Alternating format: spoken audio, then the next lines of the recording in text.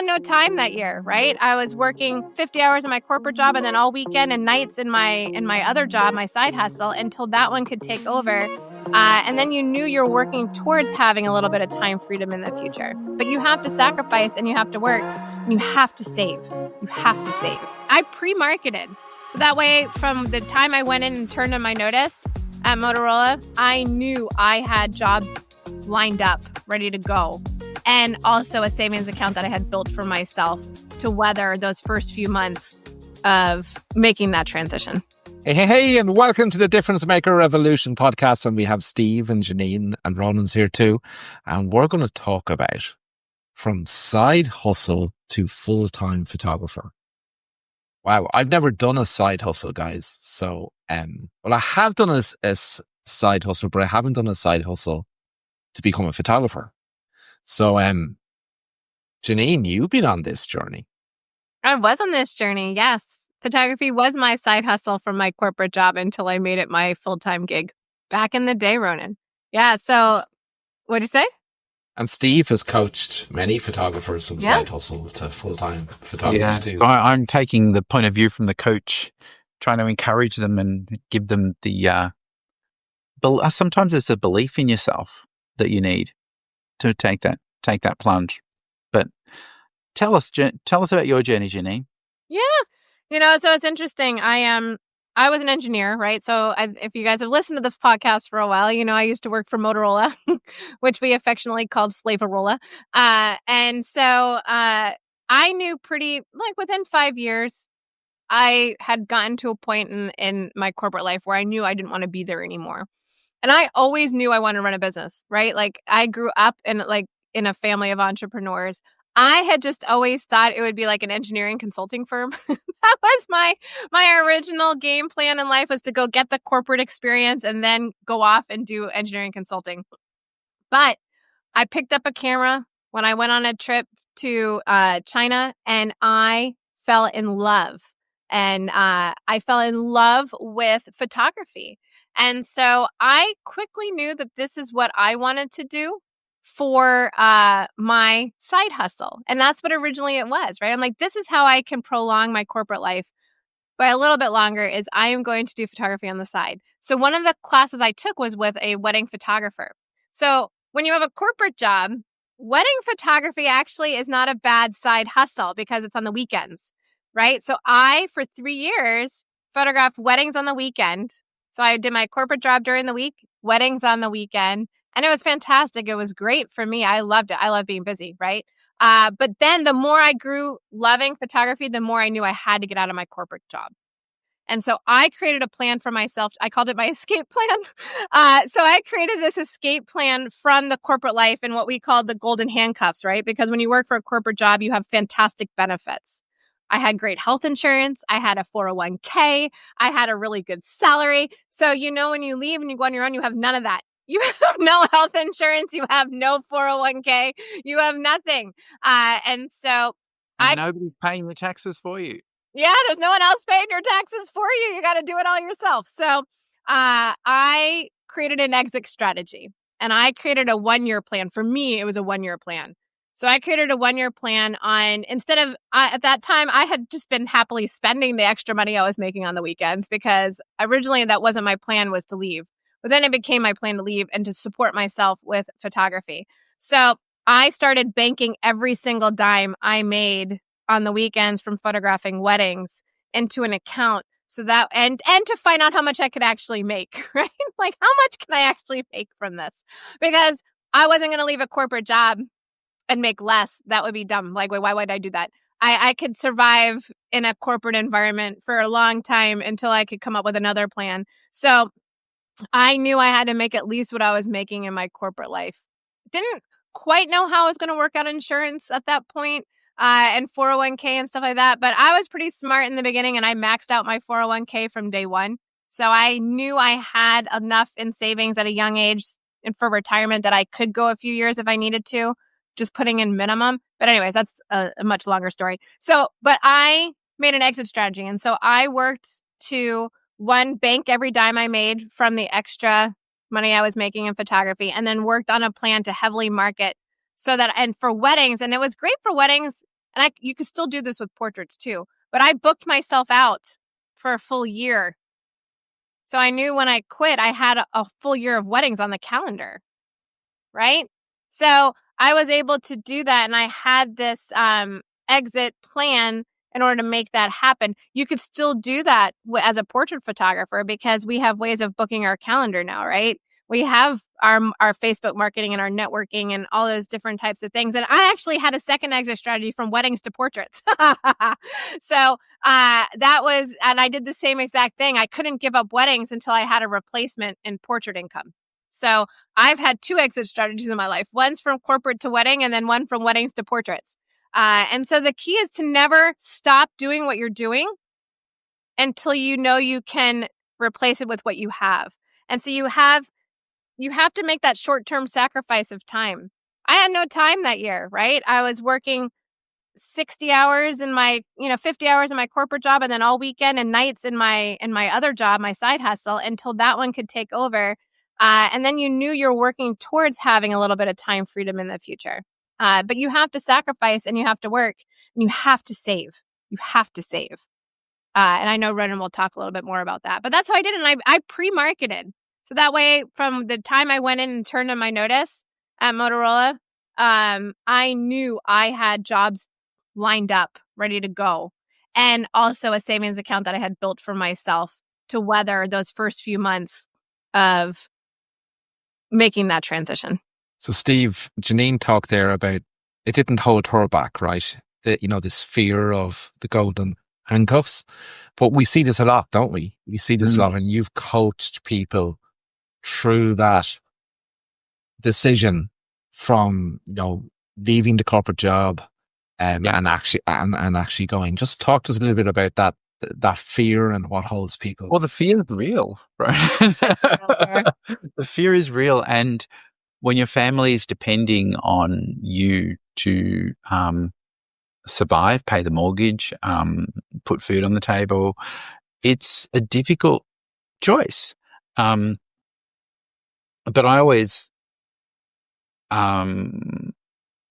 start with, okay, make sure that you've got the systems in place. So even though you might only be working 1 day a week or 2 days a week, put the systems in place as if you were working full time and prove that you can do it.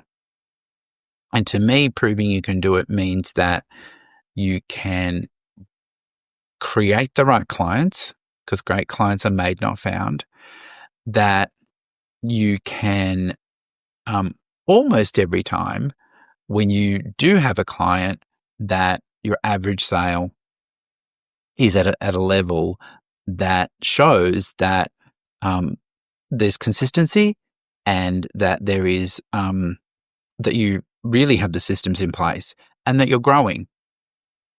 And so that, for me, that's the first step, making sure that you have the systems in place, then making sure that you can get those clients and create great clients for the times that you want or able to work with consistency. And then looking at the sales and whether those clients leave happy, because that then tells me that you now have the expertise. And that's pretty much what Jeanine was doing. She was building up her expertise in the sphere of photography before she gave up her day job. And so building that up is really important. Most of the people that were ready and really wanting to move have been in their corporate jobs for many years. Two main people come up to mind. One of them was earning $250,000 in his corporate job, and that's a big number, right? Had another one who was an engineer. He was earning about 150, 175, and was petrified of leaving his job because, and these were both male, so that they imagined that they had to hold up the whole family. It's never true, but it was a big thing. It was a huge income that they were risking. But in both cases, most of them had worked for the company for a long time and had quite a bit of holidays that they could take. So whether that's, and, I said to them, look, even if you take 2 weeks and then have 2 weeks without pay, prove you can do it. And so I encourage them to take a month off. Prepare for that month, and test to see whether you can fill it. So test it, see if you can fill it, and then see what your result is at the end of the month. In both cases, for these particular people, because they were ready and I knew they knew the system and they knew their average sale was really good, they pretty much were making their monthly salary within 10 days. Right? And so usually their monthly salary was, tripled. But let's not forget, and I'm sure, Ronan, you're going to talk to this, you've got taxes to pay on this. You've got, health you've got to insurance. pay for your product because everybody's looking at the revenue, right? And so that month isn't enough. You've then got to look at, how much is it now costing? Because now you've got to get the product printed. You've got to have the retouchers do their thing. There's all the expenses that you need to pay. And then how much of it's left over? And then you got to put away the tax, and make sure that there's money left over for you to live. Now, in both those cases, they did real well. But I think the secret is get the learning, get the systems, prove that you can do it. Because there's one thing, understanding the system, very different implementing it. Mm-hmm. And so That's true. Particularly the high owls, great at, understanding the system, really good, but struggle with the implementation because they lack the empathy and can sometimes be quite robotic. And so really test to see if you can implement and use what you know to achieve the end result. Well, it's interesting, Steve, with that, because oftentimes I have seen with, we have a lot of difference maker members that are in that one foot in one door and one foot in the other door. And oftentimes they leave too soon. And then they know the system they need to put into place, but they don't have the money to be able to put it into place. And so then they end up making decisions based more on fear and lack of funds than the decisions they should make. Well, it's on desperation. And then they can't market, right? They can't do the marketing they need to in the system that they've learned. And so then, and I know Ronan's going to come in and talk to this now because the systems, like you said, you have to be able to put it, you have to know that you can do it. And then you have to have the money in place to be able to do it. But I think sometimes too, people forget that there's multiple ways to market. And that's what we teach at the Difference Maker, to diversify your marketing and have different streams of marketing coming in. And I think people are too reliant on one thing. I'm really good at whatever it is, and that's all they do. But you really do have to, get good at diversifying that marketing and having different income streams. Because if something happens, let's pretend, all of your leads come from Facebook. What happens if the algorithm changes? What happens if your Facebook page gets shut down? Then that's your only source of income. It's too risky. You've got to diversify. I want to throw a curveball in because to me, this, making the leap from side hustle to full-time job is almost what I hear from some of the members who are trying to stay below the VAT level.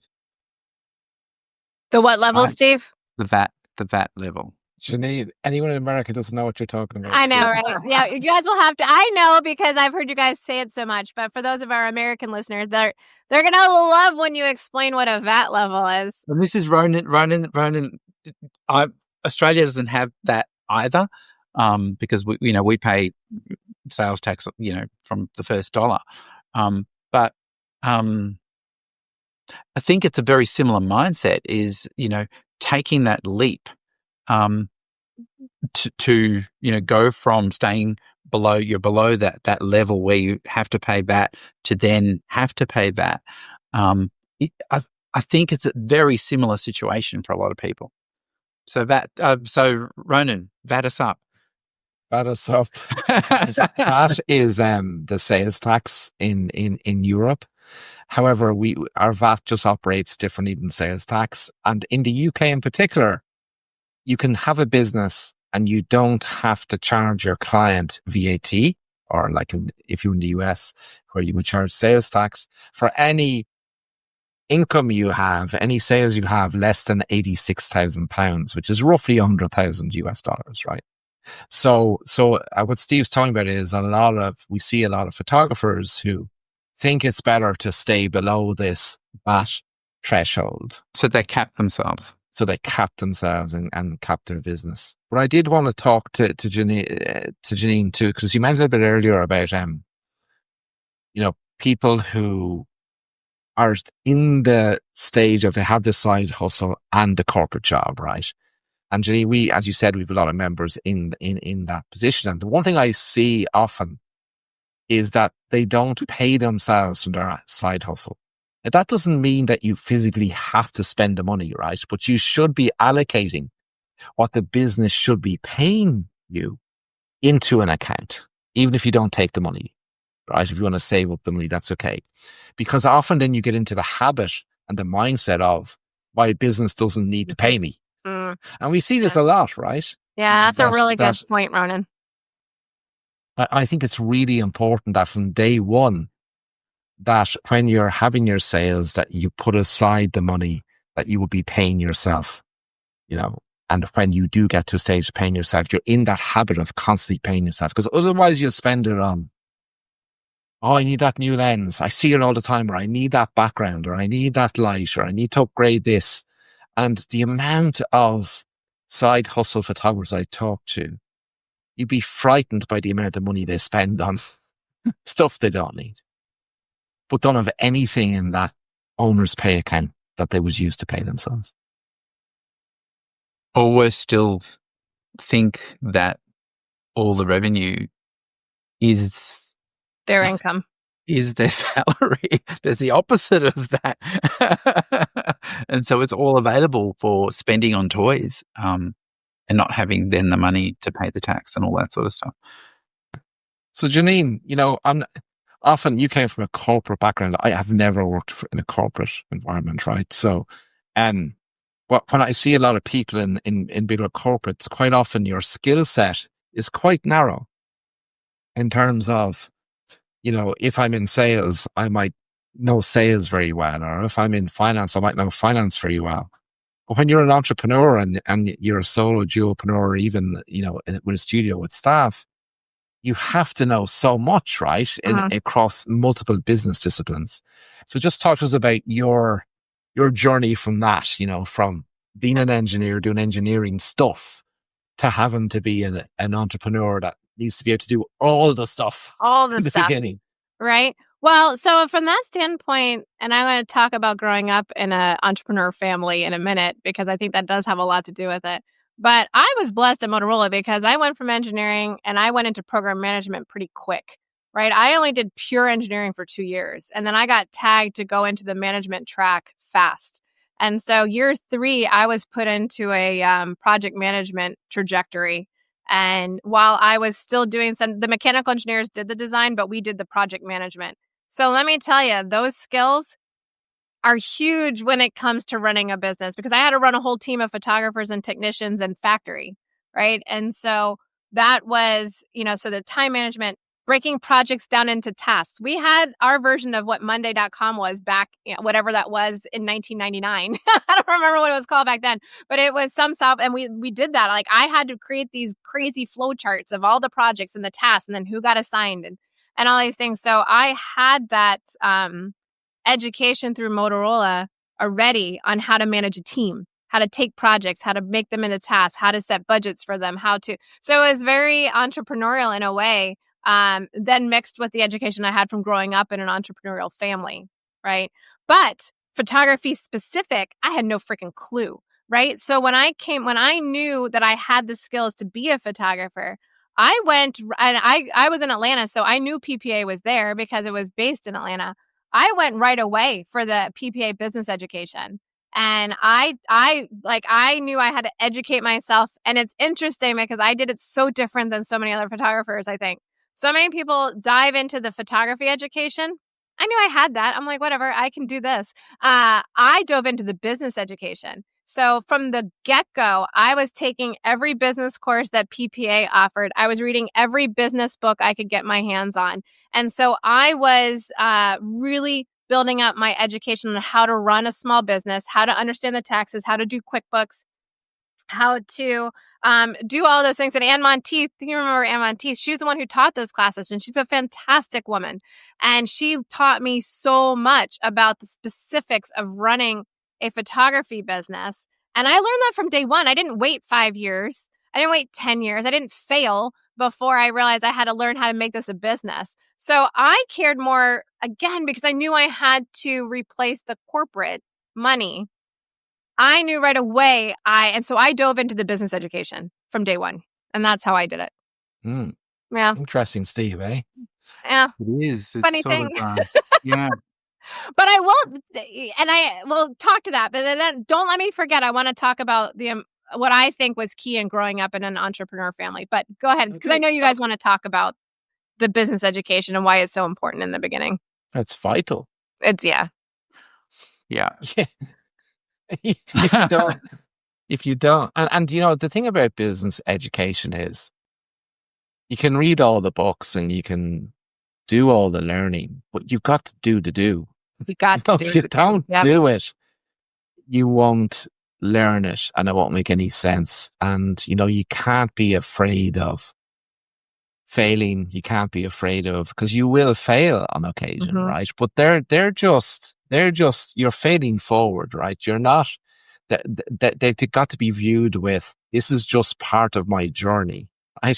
Right. And every now and again, I might hit a stone and fall over, but you got to pick yourself back up and keep going and say, I've learned from that. You know, why did I trip over that stone? Well, I happen to be looking at that gorgeous woman over there rather than concentrating on what was in front of me. Like whatever that is, right?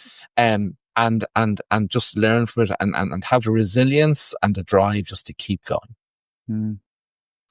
Well, for me, I was a chartered accountant. So I came from a chartered accounting profession, and a bit like Jeanine, in the back of my mind, I only did accounting to get a background in financials because I knew I would need that. And it's something my parents never had. And we had a family business. It's something that they never had or blessed with that sort of education. Yet they were very, a lot of it's common sense, which is not that common. And I bought a studio. So I almost did the opposite. I left accounting and, paid $200,000 for a running operating studio, which had two photographers employed, a makeup artist employed. And I thought that my, background in, the restaurant and my financial background, I could walk into the studio and run it. Let me tell you. How did that go? I need another cup of coffee. Well, walking in, and serving people, being with people was my forte. I was the shyest person. And I think working in the cafe, working in the restaurant, just gave me so many skills. But working with creatives was a whole other thing. And then running a photography business, it was completely different. And I think it took 10 years to figure out what the systems needed to be before I really started making money. It took 10 years of fine-tuning, adjusting, lots of business coaches, seeking education. And there isn't, at that time, there wasn't education, really, real education Right. on running a photography studio, because it is very, very specific. Because there's so many parts to it, and people are buying emotion and part of themselves. And it took me a really long time to realize that that's what they were actually buying, not, I was coached by the labs and coached by all these people to talk about, the archival quality of the paper and, the, the chemicals that were used. And, that was an uphill battle.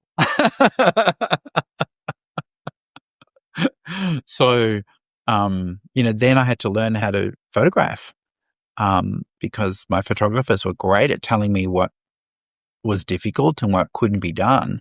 But until I learned how to photograph, the photography is important, but it's the business, the foundation that makes the money. And that was important too.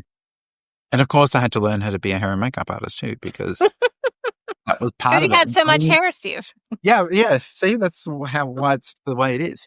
But of course, then applying what we know about business to that department, to the makeup department. So then that way, everybody's rowing the boat in the same direction. And I thought when I walked in, photography is a completely separate department, makeup is another department, and until everybody's is singing in tune and rowing that boat in the same direction and understanding where we're heading, I spent 10 years going around in circles. So the business part of it is the glue. It's the foundation that then brings it all together. So I do want to circle back to the really quick to the idea of corporate versus entrepreneurial. And I do, it's interesting with the fear, because I wasn't ever able to put my finger on it until one of your fellow countrymen, Ronan, and I had done a course with Brian Buffini, and he talked about this, and it really clicked for me then. And I think this could help those who are thinking about this. So when you grow up in a corporate family, so if your parents have a corporate job, you grow up, your parents go to work Monday through Friday. They have their weekends off. You take the same 2 weeks of vacation every single year. Your parents get their paychecks every 2 weeks, and everything is very consistent. 4 weeks of holidays. 4 weeks of holidays every year. 2 weeks of holidays in the United States. 2 weeks. You got 2 weeks paid vacation. And you knew pretty much your parents were going to stay in that job until they retired and got their gold watch, right? Like that was life if your parents were in a corporate job. Everything was consistent. Everything was stable. There was no risk taking, right? You grow up in an entrepreneurial family, you go on vacation when your parents made money. You don't go on vacation when they don't. They might work weekends. They might work weekdays. They might have business meetings at night. There is no consistency whatsoever, except for the fact that there's consistency in the inconsistency, right? When Dad was having a great year, we had great Christmases. When Dad was not having a great year, we did not have great Christmases, but they always made it fun, And so when you grow up in that sense, and I watched my dad make millions, I watched him lose millions. I watched him make millions, I watched him lose millions.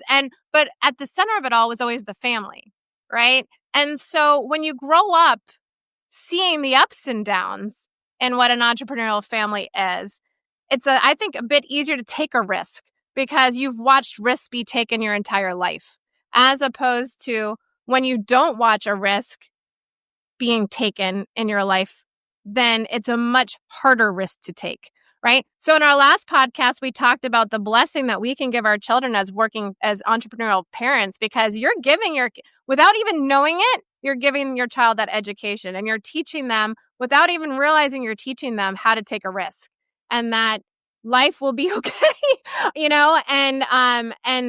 how that works. And it was when Brian Buffini said that, it pulled it all together for me.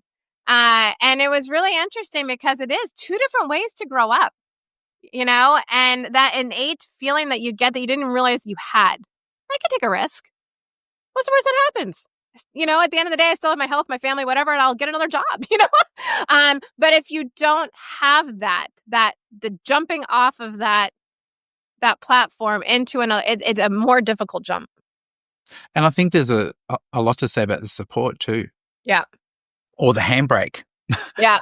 Because I think in the people that have had the corporate job all their lives and worked for the salary their whole lives, the minute you say, hey, guess what? I've got this great idea. I'm going to start my own business. Like, everyone around you is panicking. Right. Yes. Wait, we're not going to get a paycheck every 2 weeks on schedule? And my father was there. My father was in a position where he was in Dunlops in Dublin in the 60s and had a good job in the Dunlops. And at that stage, Dunlops was regarded as a job for life, like we talk about corporate jobs, right? But he'd set up his printing business on the side as a side hustle and was printing wedding invitations for the thousands of people who worked in Dunlops in Dublin at the time, and did that for a couple of years before he decided to go out on his own. But when he told his parents he was leaving this job that was going to be there for life, they had a freak attack. Apparently. Yeah. I can imagine. Yeah. I can imagine. Say what happened in Dunlops, Dublin. It wasn't a job for life. Neither was Motorola, wink, wink. we all know what happened to that. It's a whole other podcast, right? That's a whole other podcast. All right. Look at us. I know. Look at us. Where does the time go? Is it time already? It is time already. I know. We just start talking and we just can go on forever, but we can't go on forever. We need to wrap it up, Ronan. Jono's not here, so you have to do it. I have to do the wrap up. So guys, now is the time to turn your side hustle into a proper business and join the inner circle in the Difference Maker Revolution, where you will be joined by not only these great mentors here that we have, Steve and Jeanine and Jonathan, but people who are on different parts of their journey. We have everybody who has $1 million studio plus, who want to create multiple $1 million studios, to people who are just starting out with their side hustle business. So come on, join us, click on the link below, and we'll see you on the inside. Bye, everyone. Bye, everyone. Bye-bye.